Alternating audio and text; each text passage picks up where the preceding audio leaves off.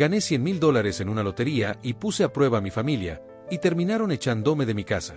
Me llamo Leonardo, y desde que tengo memoria siempre sentí que cargar con mi familia era una obligación que jamás me permití cuestionar.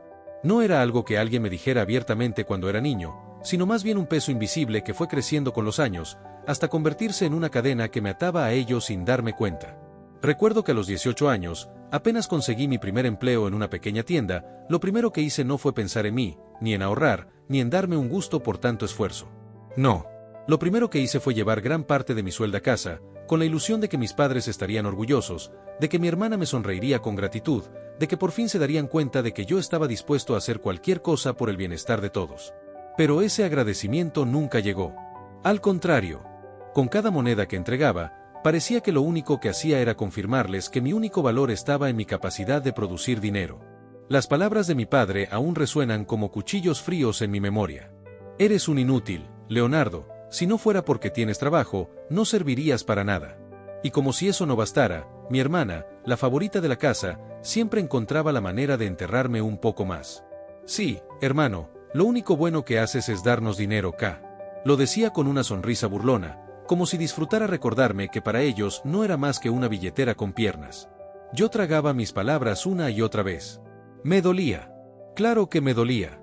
Pero me decía a mí mismo que era mi deber, que algún día me lo reconocerían, que la familia era lo más importante y que mi papel en ella era ese, sostenerlos. No importaba si me humillaban, no importaba si nunca decían gracias. Mi consuelo era pensar que al menos no faltaba nada en la mesa. Pero todo cambió un día. Ese día que, sin saberlo, se convirtió en el punto de quiebre de mi vida. Gané la lotería. $100,000. Lo recuerdo perfectamente. Estaba en el trabajo, en mi descanso, y con un boleto arrugado que había comprado casi de broma, vi los números coincidir uno a uno.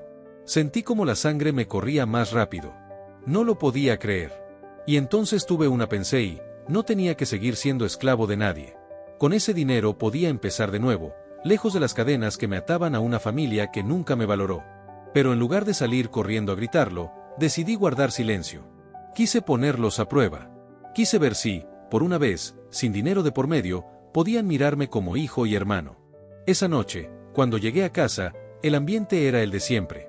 Mi madre sirvió la cena sin mirarme, mi padre hojeaba el periódico como si nada le importara y mi hermana se reía con su teléfono. Yo respiré hondo, mis manos sudaban, y en medio de la cena solté la noticia. Ya no tengo trabajo. El silencio fue inmediato. No era un silencio de preocupación, sino uno pesado, incómodo, casi lleno de desprecio. Mi padre levantó la mirada con furia en los ojos. ¿Qué dijiste? ¿Cómo que no tienes trabajo? Intenté sonar calmado, aunque por dentro me temblaba todo. Eso, papá. Me despidieron. Mi madre no tardó ni un segundo en golpear la mesa con la palma de la mano. Entonces, ¿quién va a pagar la luz, el agua, la comida? ¿Acaso crees que vivimos del aire? Y la puntada final vino, como siempre, de mi padre. Si no vas a aportar nada, mejor lárgate. Sentí un nudo en la garganta. Una parte de mí esperaba, aunque fuera un segundo, escuchar un tranquilo, hijo, saldrás adelante. Pero no. Solo había rabia y rechazo. Respiré profundo, con los ojos ardiendo de rabia contenida. Y dije lo que había guardado tantos años. Claro, ahora sí que no sirvo. Pero nunca reconocieron lo que hice por ustedes. ¿Saben qué? Yo nunca fui su hijo favorito. Siempre lo fue ella, señalé a mi hermana. Ustedes jamás hicieron nada por mí.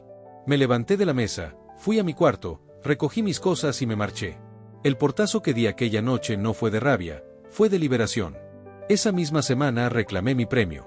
Con el dinero compré una hermosa casa en un condominio privado, un lugar donde nadie me gritara, donde cada pared me recordara que por primera vez en mi vida estaba libre, libre de cadenas, libre de insultos, libre de la indiferencia.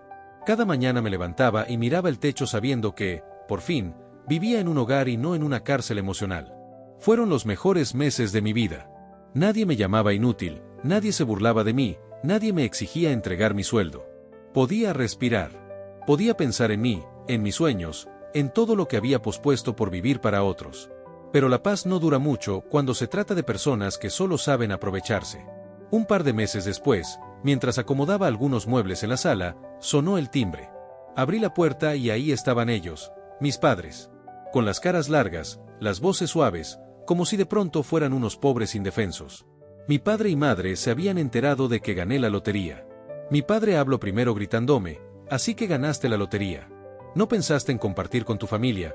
Mencionó que era un malagradecido y un mal hijo. Ellos habían hecho muchas cosas por mí. Ahora que yo era rico debía ayudarlos a ellos y compartir mi dinero con ellos. En serio pensaban que olvidaría todo y los recibiría con los brazos abiertos. Mi madre mencionó que era lo mínimo que podía hacer. En ese instante entendí la magnitud de todo.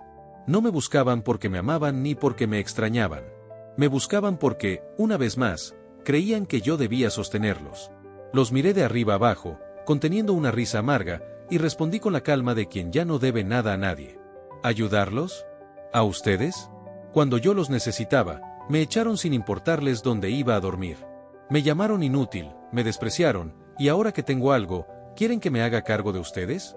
No, papá. No, mamá. Háganse cargo de sus problemas, porque yo ya aprendí a hacerme cargo de los míos sin ustedes.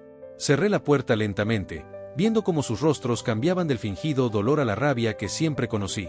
Y ahí, justo en ese momento, me di cuenta de que mi vida apenas estaba comenzando. Había aprendido a soltar las cadenas, pero algo dentro de mí me decía que aquello no era el final. Que todavía quedaban cuentas pendientes, que todavía faltaba el verdadero ajuste. Porque cuando alguien te rompe tantas veces, no basta con marcharte. A veces, la vida misma se encarga de mostrarles a esas personas lo que perdieron. Y yo estaba dispuesto a esperar. Después de cerrar la puerta aquella tarde, pensé que todo había terminado. Sentí una mezcla de alivio y rabia, como cuando terminas una batalla sabiendo que ya no tienes que luchar más. Pero me equivocaba. La historia no había terminado. Los días siguientes fueron tranquilos. Despertaba en mi nueva casa, preparaba mi desayuno en paz, y caminaba por el jardín sintiendo que, por fin, era dueño de mi vida. Me gustaba sentarme en la terraza con una taza de café y escuchar el canto de los pájaros, algo tan simple pero que jamás pude disfrutar en mi antigua casa, donde los gritos y reproches eran el pan de cada día. Pero a medida que pasaban las semanas, empecé a recibir llamadas. Al principio eran pocas, luego se volvieron insistentes. No contestaba. Dejaba que sonara el teléfono mientras yo seguía leyendo o cocinando. Sabía que eran ellos, porque nadie más tenía la urgencia de llamarme tantas veces. Hasta que un día, revisando los mensajes, leí uno que me dejó helado. Si no nos ayudas, nos vamos a quedar en la calle. Estaban a punto de perder la casa porque no pagaron la hipoteca. Piensa que seguimos siendo tu familia. Esa palabra, familia, me atravesó como un cuchillo. Porque sí, era mi sangre, pero ya no lo sentía como mi familia. La familia no debería ser una jaula, no debería ser un campo de batalla donde uno da todo y recibe solo desprecio. La familia, pensé, debía ser amor, apoyo, respeto. Y ellos jamás me habían dado nada de eso. Aún así, confieso que dudé. Parte de mí quería ayudarlos, aunque fuera con poco. Pero entonces recordaba el sonido de mi padre diciendo: si no vas a aportar nada, mejor lárgate. Recordaba la sonrisa burlona de mi hermana. Recordaba cómo esa misma noche, en lugar de consolarme, me habían echado como a un perro sin dueño. Pasaron unos meses más y, una mañana, mientras salía al supermercado, los vi. Estaban parados frente a la reja del condominio, esperando. No sé cómo supieron la hora exacta, pero ahí estaban, mi padre, mi madre y mi hermana. Sus rostros reflejaban cansancio y desesperación. Me acerqué con calma. Mi corazón latía rápido, pero mi rostro mostraba frialdad. Leonardo, dijo mi madre, con lágrimas en los ojos que no sé si eran reales o fingidas, no tenemos a dónde ir. Perdimos la casa, y tu hermana está enferma. Miré a mi hermana, y por primera vez no tenía la sonrisa burlona de siempre. Estaba pálida, con los labios apretados. Mi padre, con voz áspera, intentó sonar humilde. Hijo, sabemos que no fuimos los mejores contigo. Reconocemos que te lastimamos. Pero ahora te necesitamos. Respiré hondo. En mi mente, las imágenes de mi infancia y juventud se mezclaban, las veces que me llamaron inútil, las noches que lloré en silencio, las veces que pensé que jamás sería suficiente. Y respondí, con voz firme. Cuando yo los necesitaba, me dieron la espalda. Cuando me despidieron, me echaron. Cuando quise amor, me dieron desprecio. ¿Y ahora vienen a hablarme de familia? Leonardo, entiende, lo hicimos por tu bien, queríamos que fueras fuerte. ¿Fuerte? No. Ustedes no me hicieron fuerte, me hicieron cargar con un dolor que nunca debí llevar. Si soy fuerte, es porque sobreviví a ustedes. Solo queremos una oportunidad. Yo también quise una oportunidad de ser amado por ustedes, y nunca me la dieron. Hubo un silencio largo. Sentía que mi corazón quería romperse, pero mis palabras eran como piedra. No iba a ceder. Miren, dije finalmente, no les deseo mal. Pero tampoco los quiero en mi vida. Aprendí que la verdadera familia no siempre es la que comparte tu sangre, sino la que te respeta y te valora. Y ustedes nunca lo hicieron conmigo. Me di la vuelta y caminé directo a mi casa. Los dejé ahí, detrás de la reja, con sus súplicas apagándose poco a poco. Ese fue el clímax de todo. La primera vez que realmente los enfrenté sin miedo, sin necesidad de justificarlos, sin sentirme culpable por no darles lo que exigían. Fue como cerrar un ciclo que había durado toda mi vida. Los meses siguientes supe por vecinos y conocidos que se habían mudado a un lugar pequeño, que las cosas no les iban bien. A veces pensaba en ellos, sí, pero ya no con rabia, sino con distancia. Como si fueran un recuerdo lejano de otra vida. Y aquí es donde entendí la verdadera lección. No siempre tienes que cargar con los pecados, errores o egoísmos de otros, aunque sean tus padres o tus hermanos. A veces, amar de verdad significa dejar ir, incluso si eso duele. Mi vida comenzó a florecer. Invertí parte del dinero en un negocio propio, conocí personas que me valoraban por lo que era, no por lo que podía darles. Empecé a viajar, a disfrutar de la libertad que nunca tuve en mi juventud.